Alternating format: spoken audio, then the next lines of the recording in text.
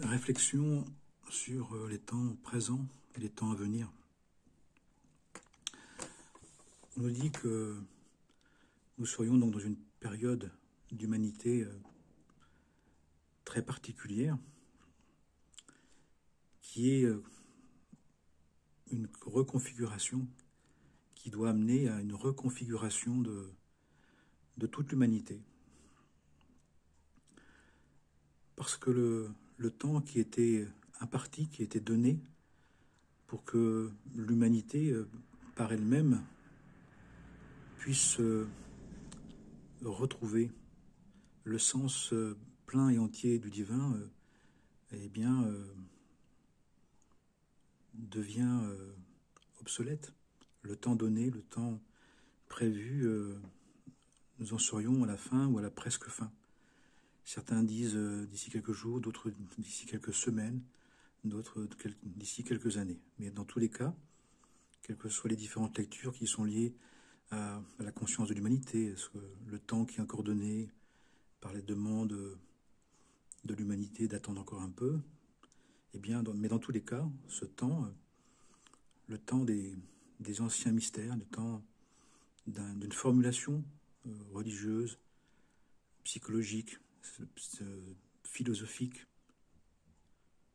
psycho-spirituelle, religieuse, une certaine manière de se relier, de comprendre les textes, eh bien, ont besoin de se transformer. Quand je parle de transformation ou de métamorphose, on nous dit que ce n'est pas la fin de tout ça, mais il y a une rénovation, il y a un renouvellement, et que pour que cette métamorphose de passer au-delà des formes connues, habituelles, organisées comme depuis le début des temps, eh bien cette reconfiguration va se faire en différentes phases et comporte différentes parties. En différentes phases, c'est comme des poussées, comme un accouchement, il y a des moments de contraction, des moments où ça pousse, c'est des moments de relâchement, mais c'est pour faire naître un nouvel état de conscience, une nouvelle humanité, avec donc des soubresauts, avec des saisissements, avec des contractions. Bien évidemment, pour qu'on puisse arriver à devenir dans une nouvelle étape de conscience, cette fameuse, pour certains disent comme ça, 10e hiérarchie angélique. L'humanité aurait le projet de devenir une 10e hiérarchie angélique. La création s'est faite à partir avec 9 hiérarchies angéliques, qui sont les énergies divines qui sont distribuées selon différents degrés pour qu'on puisse, dans les 10 forces de l'âme, 9 seraient déjà préparées, et il y aurait une 10e à acquérir, la royauté, dans le plus bas, d'acquérir le plus haut, dans le plus dense, d'acquérir le plus subtil, dans le plus éloigné, de se rapprocher au point de communier, de s'associer avec le divin, pour devenir co-créateur. Le projet est extraordinaire quand même. Mais dans tous les cas, on nous dit que dans cette période de temps, donc de reconfiguration, c'est un peu comme passer d'un système d'exploitation à un autre système d'exploitation. C'est comme de passer d'un pays à un autre pays, d'une langue à une autre langue, d'un langage à un autre langage. C'est vraiment différent. Et pour passer cette étape, on nous dit qu'il va nous falloir, il nous faut accepter de remettre en jeu beaucoup de pensées, de conceptions, de projets, d'idées.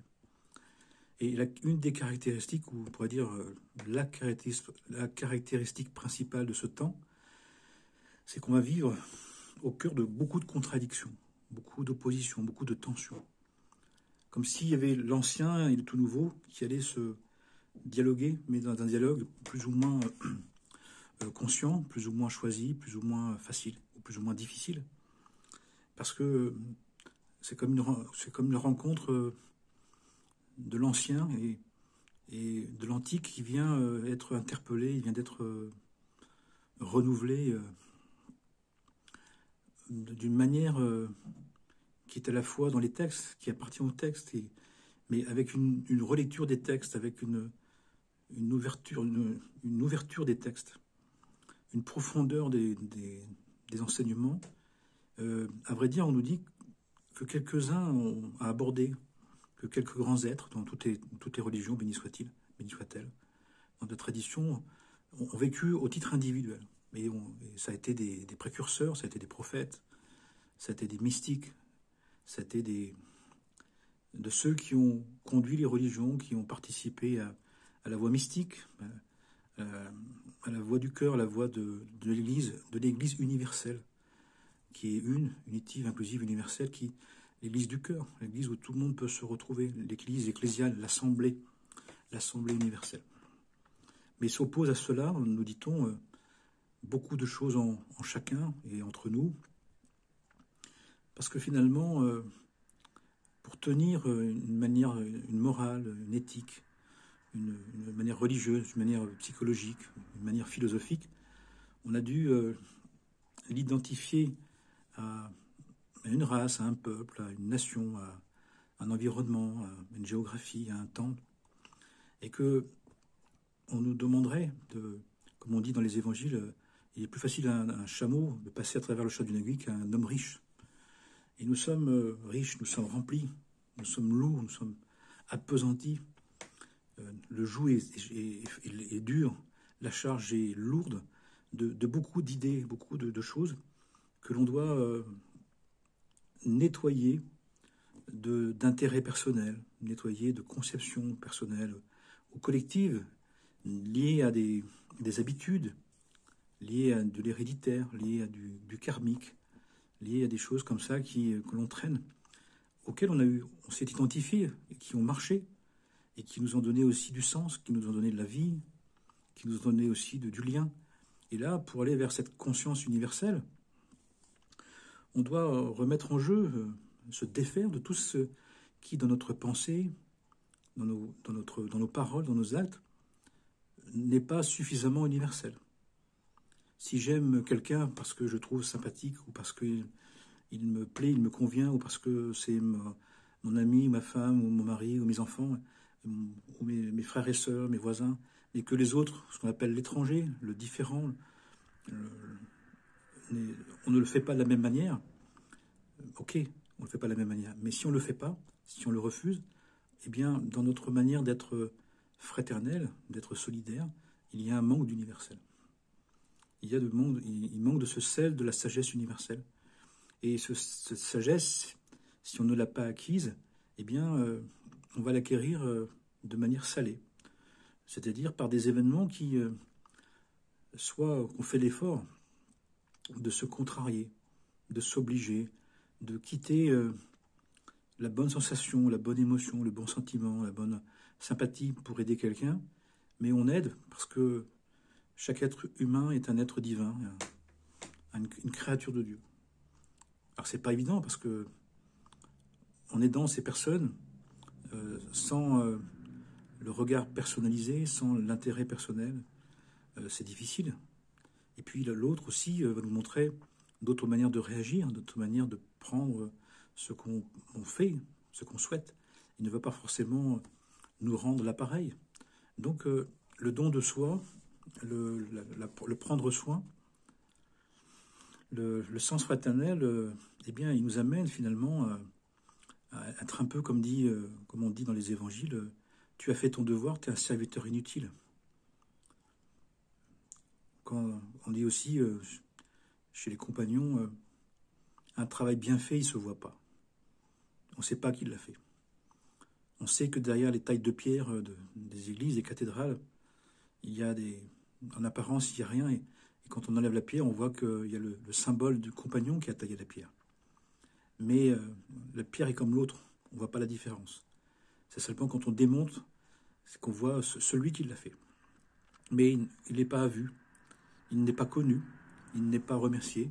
Il a fait son devoir et c'est tout. Et la grâce de faire son devoir, c'est de le faire avec une droiture, une vaillance, un sens du prendre soin, un désir de servir à la volonté divine qui fait que on n'a plus besoin et on ne doit plus avoir besoin d'être remercié, d'être récompensé, d'être vu. Au contraire, on travaille dans la discrétion, dans le silence, dans le prendre soin qui ne rapporte rien devant les hommes. Mais si on travaille pour Dieu, justement, si on travaille pour l'éternité, si on travaille pour le devenir, si on travaille pour se sanctifier, on ne doit pas travailler pour une récompense, pour un remerciement, pour une bénédiction.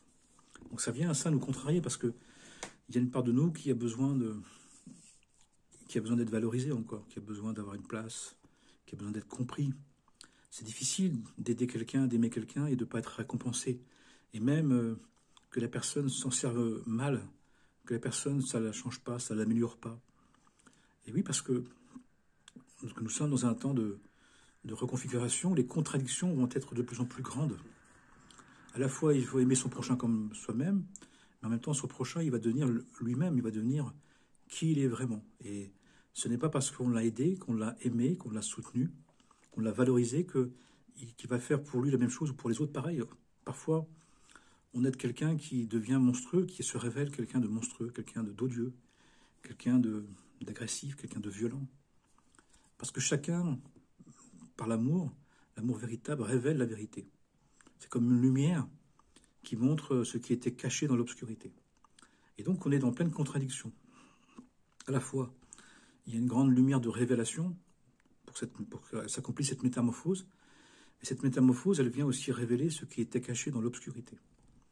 Et souvent, ce qui était caché dans l'obscurité, eh bien, ce sont des manières d'être, des manières de faire, des états d'âme, des personnalités particulières.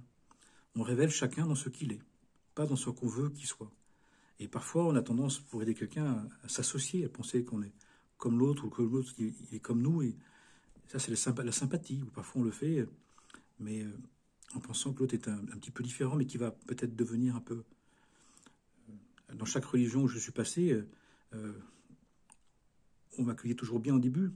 Et puis, une fois que je posais la question sur le fait de dire, oui, mais comment on peut rendre universel ce projet?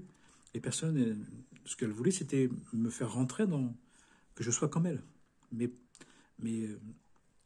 mon projet, c'était... Le projet à lequel on doit aller, c'est l'Église universelle.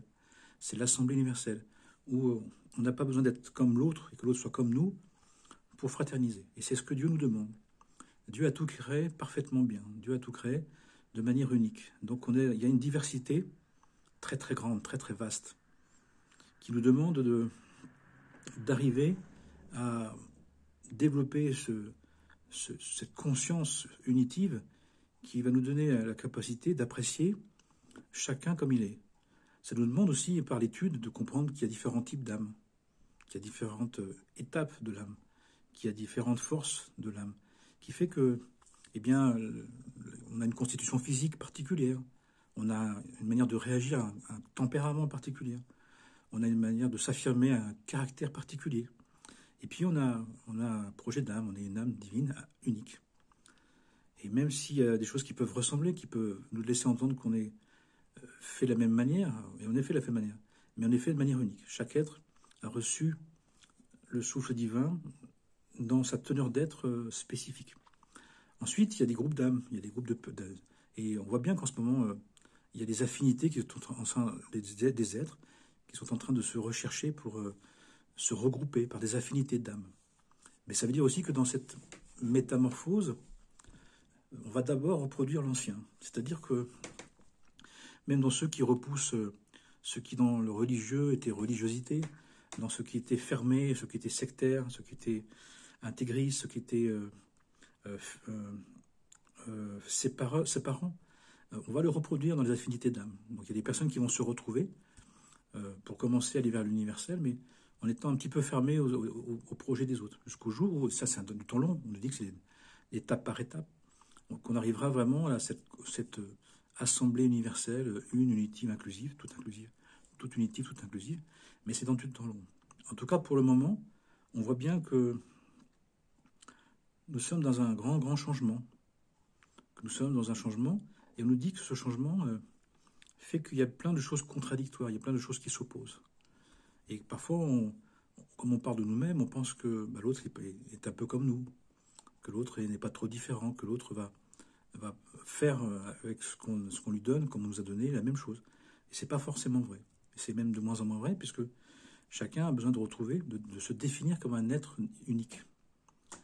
Et tant qu'on n'aura pas assez conscience que on est unique, mais par la même source, par le même soleil, la même lune, eh bien, dans cette unicité qu'on retrouve, dans cette individuation de la conscience, il va quand même y avoir des zones d'ombre, des zones de tension, des zones de contradiction.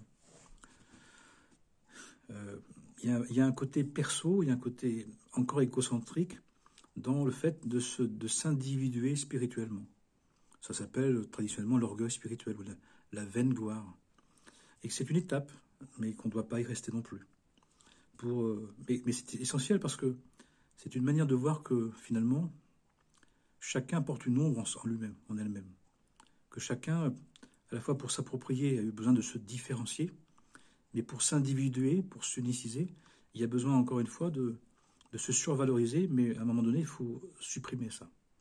Il faut voir après, une fois qu'on s'est suffisamment défini comme un être divin à part entière, ce qui va nous permettre de nous unir. Et ce qui va nous permettre de nous unir, c'est tout ce qui n'est pas particulier, tout ce qui n'est pas identifié à une culture, à une géographie, à un physique, à une manière de penser les choses, à des formes. Il va falloir qu'on trouve l'au-delà des formes, ou la source des formes. On dit, comme pour la parole, on dit que le silence est la source de la parole, et bien de la même manière, l'intention commune, le fond commun est la source de toutes les formes.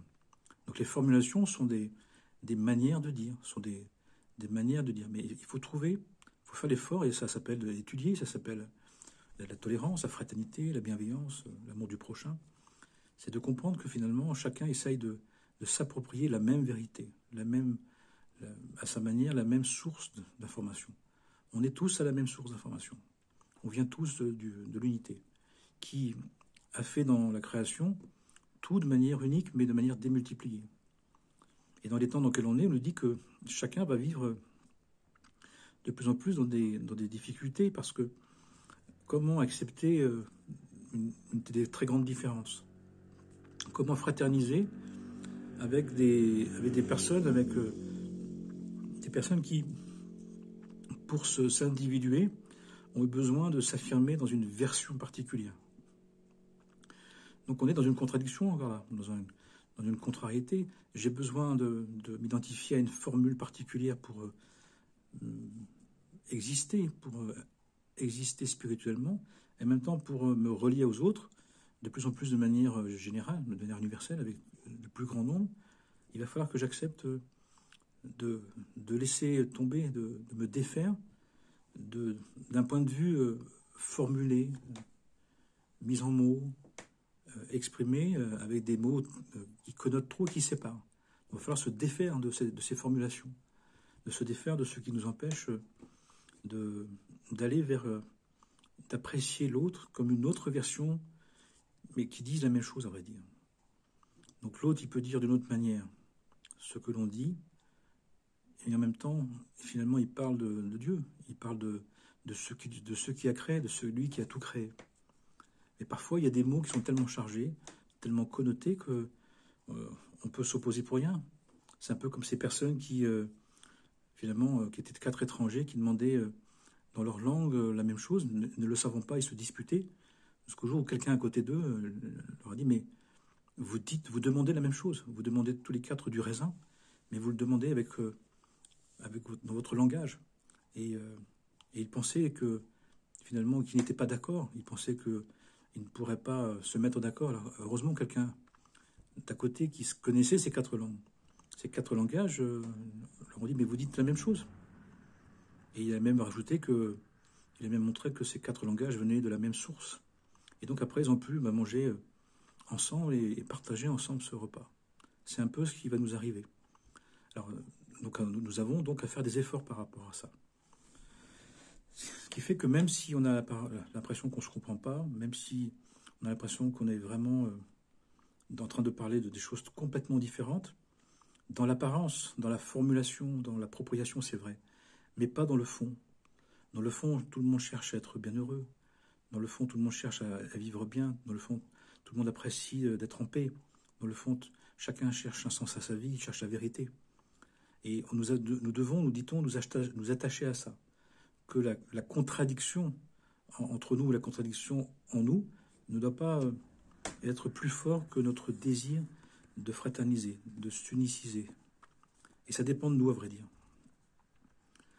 Ce qui fait aussi que ça va nous demander de bien comprendre ce que l'on dit et de bien entendre ce que dit l'autre, pour ne pas réagir trop vite. Et souvent, quand on réagit, c'est qu'on n'a pas suffisamment écouté, c'est qu'on n'a pas suffisamment pris le temps d'entendre dans la différence, dans la proposition différente, ce qui était commun, ce qui venait du un. Et donc, ça nous demande d'être plus attentifs. Et pour être attentif, il faut arriver à ne pas être trop pris personnellement par ce qu'on attend, par ce que l'on veut. Pourquoi? Parce que on nous dit que dans les temps de reconfiguration générale, dans lequel nous serions, eh bien, c'est le projet divin qui s'affirme. Quand il y a reconfiguration, quand il y a des tensions, quand il y a des risques de conflit, et que Dieu préserve des risques de guerre, que cela n'arrive jamais. On n'en a pas besoin, on peut passer par autre chose. La guerre n'est pas inévitable, jamais, jamais, jamais. Ça dépend de nous. Mais on peut se mettre dans un conflit sans être en guerre, on peut se mettre dans un questionnement conflictuel, on peut se mettre dans la recherche, dans ce que on dit, ce que dit l'autre, de ce qui, évidemment, nous est commun, dans ce qu'on recherche ensemble.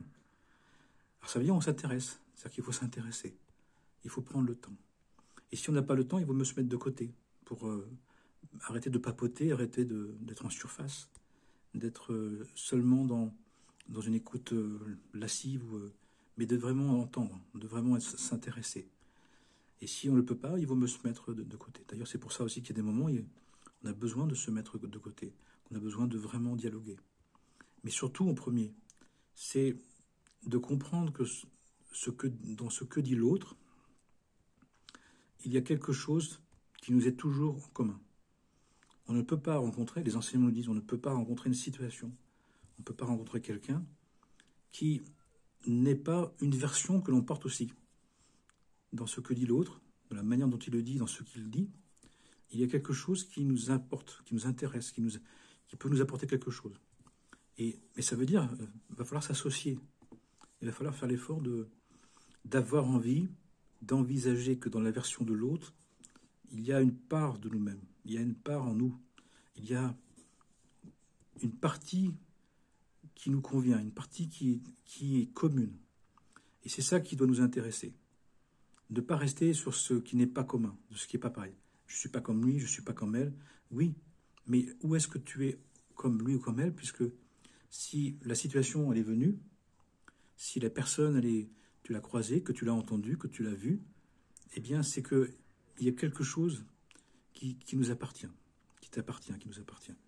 Et là ça devient passionnant parce que on n'est pas en train d'écouter l'autre ou de se forcer d'écouter comme quelqu'un qui n'a pas d'importance ou même qui est encombrant, qui nous fait perdre du temps. Ça, c'est la version séparée, c'est la version ignorante, idolâtre, comme on dit. Par contre, de dire à chaque chose que je vois, chaque chose que je regarde, chaque chose que j'entends, il y a quelque chose qui nous est commun. Et on nous dit que pourquoi parfois il y a des choses qui nous sont dites ou des événements qui nous arrivent qu'on n'attendait pas, ben c'est justement parce que nous sommes un petit peu trop fermés sur notre idée. Nous sommes un peu trop enfermés dans nos conceptions. Nous manquons d'universel, nous manquons d'ouverture, nous manquons de respiration, nous manquons d'une capacité à envisager les choses d'autre manière. Et donc, les événements viennent nous le proposer. Donc, si on le sait, on sait qu'on a beaucoup d'intérêt, beaucoup d'avantages à écouter ce qui est dit. Maintenant, il y a aussi à respecter que pour cette écoute, il y a à respecter notre capacité à vraiment entendre ce qui est dit. Donc ça nous demande de moins relationner, ça nous demande de moins bavarder, de moins papoter, d'être moins dans la surface ou dans l'apparence ou dans le côté un peu mondain, mais d'être très attentif à ce qui est dit, dans ce qui est dit, dans la formulation, dans les mots, dans l'intention, parce qu'il y a quelque chose d'un trésor commun. Il y a quelque chose d'une solution commune. Il y a quelque chose, il y a une pièce du puzzle à trouver. Il y a un élément de compréhension à rencontrer. Il y a une version différente, mais complémentaire à entendre. Parce que l'idée, c'est de développer cette fameuse conscience universelle, de rentrer dans cette assemblée universelle, qui demande de prendre conscience, de savoir, de connaître que tout ce qui se passe autour de nous, tout ce qui interagit avec nous, et ce avec quoi on est en dialogue, en visuel, en écoute, nous concerne, est en train de nous parler. Et même mieux que ça, on nous dit, c'est que c'est le divin qui passe par les événements pour nous dire, pour nous apprendre à être capable de dire, d'entendre et de vivre de plein de manières différentes ce qu'on veut vivre, ce que l'on pense, ce qu'on imagine. C'est un peu comme, pour donner une image simple, c'est un peu comme chercher à dire un mot dans différents langages, dans différentes langues. Et alors, pour ouvrir le mental, pour ouvrir à ce mental supérieur, cet intellect du cœur, à cette capacité d'apprécier d'autres versions, d'autres personnes, d'autres fonctions, d'autres systèmes, dit autrement, vécu autrement. Alors c'est justement l'inverse de la version qui, parfois, on peut avoir tendance les uns et les autres, c'est-à-dire à vouloir que dans les événements, dans les propos de l'autre, n'entendre, n'accepter, de prendre que ce qui nous confirme notre propre version. Et c'est justement pas ça à faire. C'est justement l'autre, c'est que de ne prendre, en tout cas, de ne pas prendre que ça non plus, mais de prendre aussi ce qui nous questionne, ce qui même nous agace, ce qui nous interpelle, ce qui nous saisit, ce qui parfois peut nous blesser, peut même nous violenter. Parce qu'il y a quelque chose là qui nous touche, quelque chose qui nous interpelle, qui nous saisit, qui nous frappe, qui nous marque. Eh bien, c'est parce que ça nous concerne. Et en faisant ça, on va réussir à ce que l'impression de contradictoire, l'impression d'opposé, l'impression de tension se réduise, parce qu'on va développer cette capacité de penser les choses de plein de manières différentes.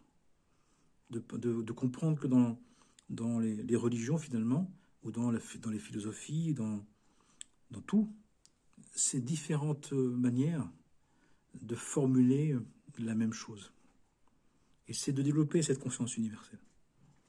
Et ça devient intéressant. Mais encore une fois, il nous faut éviter de ne prendre que dans les personnes, dans les événements, dans ce qui est dit, dans ce qui est vu, que ce qui nous intéresse, que ce qui va nous confirmer notre version. Il faut aussi faire le travail de ce qui va venir infirmer notre conception, de ce qui va venir nous changer, nous bouger, jusqu'à l'agacement, jusqu'au désagrément. Parce qu'il y a la partie qu'on peut prendre qui est un peu juste à côté de notre point de vue, mais il s'agit d'aller de l'autre côté de nous-mêmes. Il s'agit d'aller sur un autre point de vue, d'accepter que la remise en question, elle soit importante. Pourquoi ? Parce que plus on sera capable d'accueillir la différence, plus on sera disponible au mystère, plus on sera disponible à la révélation, plus on y sera disponible à l'Esprit Saint, à la présence divine qui a cette fabuleuse capacité, cette merveilleuse capacité de nous mettre dans des situations contradictoires, dans des situations opposées, dans des situations paradoxales. Le divin a tout créé, on nous dit, dans polarisé, mâle et femelle, jour et nuit, matin, soir, etc., etc. Pour nous dire que dans l'incarnation, nous devons, pour retrouver le sens de l'unité, pour développer cette conscience unitive, il nous faut être capable de vivre des propositions qui, d'abord en apparence, ne sont pas du tout compatibles. Mais elles le sont.